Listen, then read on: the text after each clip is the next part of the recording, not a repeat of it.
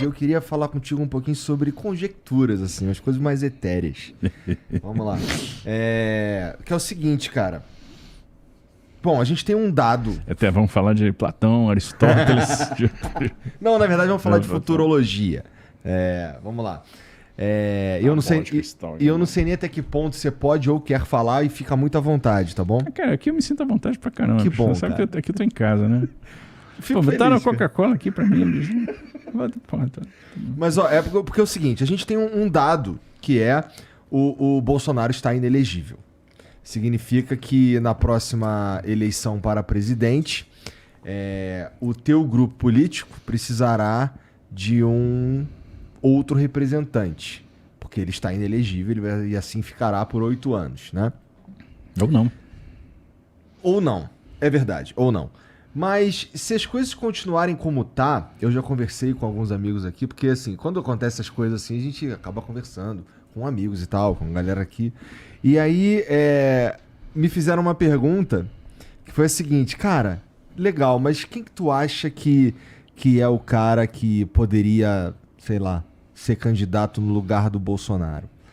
E eu pensei, cara, na minha opinião, assim, rapidamente, é o Tarcísio. O Tarcísio assim... já falei isso outras vezes, que assim, que achei que... Eu disse que, independente de quem ganhasse, o governo de São Paulo acho que ia estar bastante bem representado, porque vi muita competência no Tarcísio, vi competência no Haddad também. E, portanto, eu acho que o Tarcísio talvez fosse uma escolha óbvia, pelo menos eu que estou observando assim. E aí surge lá aquela meia dúzia de barulhento lá, sacaneando por causa dos 95%, não sei o quê. Esse tipo de coisa, quando acontece uma coisa que, vamos lá, meio que o teu grupo político perdeu o líder, né? Até esse momento. Quem que é o próximo cara? Tu já pensou nisso? Que assim, cara, talvez eu seja o próximo cara. Isso mexe contigo? Não. Te dá um Zero. negocinho, quero ser presidente. Zero, nunca mexeu. Primeiro, esse grupo político não perdeu o líder. Esse grupo político continua com o líder, e o líder é o Bolsonaro. Ele formou esse grupo político, o cara teve 58 milhões de votos. Sim, verdade. É um resultado extraordinário. Que pensa o seguinte, o cara que apanhou, tal, fez 58 milhões de votos. É um fenômeno. Outro dia, nós fomos para a AgriShow, estivemos juntos, né? E ele chegou lá, um negócio impressionante. Impressionante, a geração espontânea de pessoas. Como começa a juntar gente. Eu me sentia na campanha de novo, que era aquele mundaréu de gente. Para ver o Bolsonaro, assim, as pessoas têm um amor por ele gigantesco. Agora em Goiânia, outro dia ele esteve lá, juntou gente pra caramba. Assim, ele deve ir com a gente, né, tá previsto, não sei, não tá confirmado ainda, mas no aniversário do Presidente Prudente lá, dia 14 de setembro, tenho certeza que se ele for vai ser um sucesso, vai ser gente aberta, porque as pessoas gostam dele, viram nele autenticidade. Encontraram nele uma direita, que às vezes a sociedade brasileira, em grande medida, é conservadora. É liberal na economia, conservadores nos costumes, mas o pessoal ficava meio envergonhado, tal. Agora não, ele deu voz para essa turma e formou líderes. Então quem lidera esse grupo de direita, quem continua sendo a referência é o Bolsonaro. Elegível ou não elegível, porque a gente não sabe o que vai acontecer depois no futuro. E eu acho que quem vai ser o candidato da direita, né? Que o pessoal tem essa grande curiosidade, quem vai substituir o Bolsonaro? É o candidato que ele apontar, ou vai ser ele ou o candidato que ele apontar. E é com ele que eu vou. Assim, o caminho que ele apontar é o que a gente vai seguir. Eu realmente não penso nisso, não penso mesmo, por várias razões. Primeiro, eu sou um cara que, em termos de serviço público, poder público, eu estou altamente realizado, porque estou num lugar que eu nunca pensei que ia estar. Pensa bem, o meu pai carregou caixa de sapato no comércio, né? Minha mãe foi empregada doméstica. De repente, hoje eu sou governador do estado de São Paulo. Eu nunca sonhei isso na minha vida. Eu nunca concorri à eleição de grêmio estudantil, de síndico de prédio, né?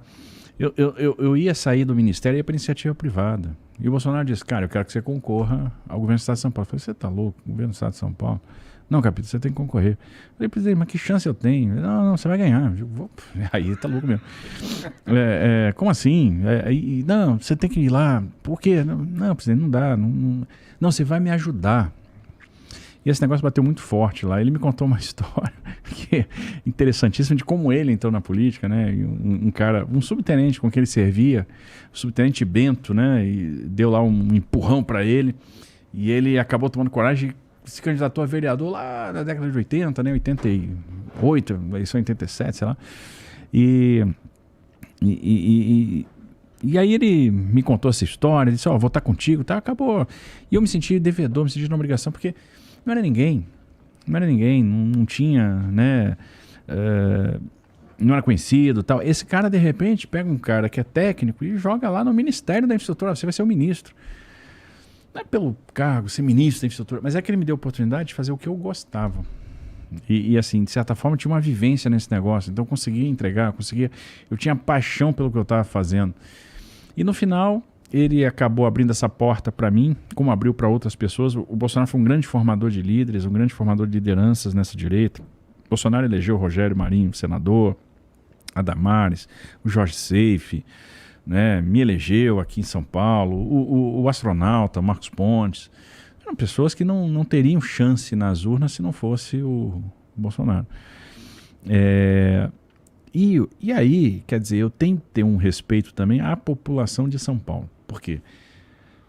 De repente, eu chego aqui, forasteiro, etc., e tem 13 milhões e meio de pessoas, na verdade foi até mais, 14 milhões e meio, porque eu perdi 1 milhão de votos de pessoas que votaram 22 para governador e anularam o voto, inadvertidamente, tudo bem. E aí você pensa assim, pô, dó e perder 1 milhão, mas tudo bem. Que apostaram em mim, que me deram um voto de confiança, chegaram, não, Tarcísio, pô, você parece ser um cara legal e eu tô acreditando que você pode fazer a diferença para mim. O que as pessoas querem? Que a gente faça a diferença. E como é que tá a minha cabeça hoje? Eu penso o seguinte, poxa, eu preciso cumprir minha missão, eu preciso servir, eu preciso deixar um legado aqui, não posso passar em branco. Então eu quero entregar um IDEB melhor. Pô, eu gostaria muito de um dia chegar e dizer, São Paulo hoje é o primeiro lugar no IDEB, nós estamos em sexto. Vou ter que superar lá o Paraná, que não vai ser tarefa fácil, porque os caras estão bem pra caramba. Tem uma coisa muito estruturada lá, que o nosso secretário de Educação estruturou. Que ele pegou o Paraná em sétimo e entregou em primeiro. Eu falei, agora não quero nada diferente disso aqui. Mas superar lá a turma lá não vai ser mole. Eu quero entregar alguns projetos impactantes na área de infraestrutura, que façam a diferença. O trem Intercidades. Se eu leiloar o trem Intercidades no início do ano que vem, ele vai estar operando em 7 anos. É longo prazo. Se eu fizer, ano que vem, a travessia seca Santos-Guarujá, ela provavelmente vai estar funcionando em 2028. É longo prazo. Cracolândia é um enfrentamento de longo prazo. Que precisa começar. Tudo isso, né? Você precisa dar o primeiro passo, você precisa começar. Mas assim, eu estou extremamente motivado a fazer a diferença. E aí o plano todo é de longo prazo. Eu estou pensando em longo prazo. Universalização do saneamento, 2029. Né, dando tudo certo que a gente está planejando com o Sabesp, etc. E aí a gente vai ter Tietê limpo, a gente vai ver aquela Henry-Bord gerando energia de novo, a gente vai ter Guarapiranga, Bines, né, ficando limpas, a gente vai ter navegação no Rio, a gente vai ter flutuante, né, com exploração comercial. Aliás, isso já vai ter, tá? Breve, no Pinheiros. Então a gente vai ter business, vai ter negócio. Então isso é muito bonito. Você poder fazer... Pô, eu quero tirar a gente da palafita e botar em moradia e construir casa rápida como a gente está construindo lá em São Sebastião. Eu quero... Pô, eu dizia na campanha, a gente tem que ser ousado na questão da habitação. Nos últimos 4 anos, o pessoal produziu 11 mil unidades de habitação de interesse social. Eu disse, pô, eu quero fazer mais de 200 mil. O pessoal é louco. Isso aí é impossível, muito ousado, você acha que dá? Já estamos com 100 mil em produção. E estamos com 8 meses. Estamos correndo, estamos pisando no acelerador. Então, e você quando entrega habitação, puxa, a vida é uma alegria do caramba. Você entrega uma obra, é bacana, né? Então, meu foco é São Paulo. E não é para... Aí o pessoal, você está falando isso para desviar a atenção, para não ficar no alvo, para o cara não atirar em você. Não. Estou muito comprometido com o Estado, quero fazer a diferença aqui, não tenho interesse nenhum, ambição nenhuma em concorrer a nada diferente, eu não preciso ser candidato à presidência, não serei, e vou apoiar quem o Bolsonaro apoiar, porque pô, o Bolsonaro é um cara que foi importante na minha vida, um cara que estendeu a mão, um cara que eu tenho apreço, um cara que virou um amigo, que eu ouço. Isso não quer dizer que eu vou concordar sempre com ele, não, mas até minha forma de discordar é uma forma respeitosa. Né? Eu não discordo e vou pro Twitter. Não. Eu falo para ele, pô, presidente, pô, isso aqui e tal. Como eu fazia como ministro, Ainda continuo chama de fazendo agora. presidente? Chamo, claro, ele vai ser presidente sempre. Né? Chegou, teve lá a presidência, então o tratamento é de presidente. Isso é comum, tá? Isso não tem nada demais, não. Isso aí é para todo mundo. Porque não é fácil, né? Presidente da República, cara. Não é nem um pouco fácil. Foram 38 até hoje, né? Então, não é qualquer um, né? E você pensa assim, um cara que saiu lá de Eldorado, lá do Vale do Ribeira. Tu pega umas dicas com ele, cara? Tipo, como resolver, por exemplo, o problema da Cracolândia. O que tu acha? Algumas paradas assim? Assim, eu converso com ele sobre um monte de coisa. Assim, a gente compartilha muita coisa. O presidente às vezes, pô... Digo, presidente, tô fazendo isso aqui. Ah, pô, isso aqui é legal. Mas pensa nisso, faz tal coisa. Entendi. Naquele intuito de ajudar. Ele torce por mim, ele quer que a gente dê certo aqui. Que bom. Né? Então, assim, ele continua sendo um cara que tá sempre com a mão estendida, tá sempre torcendo por você.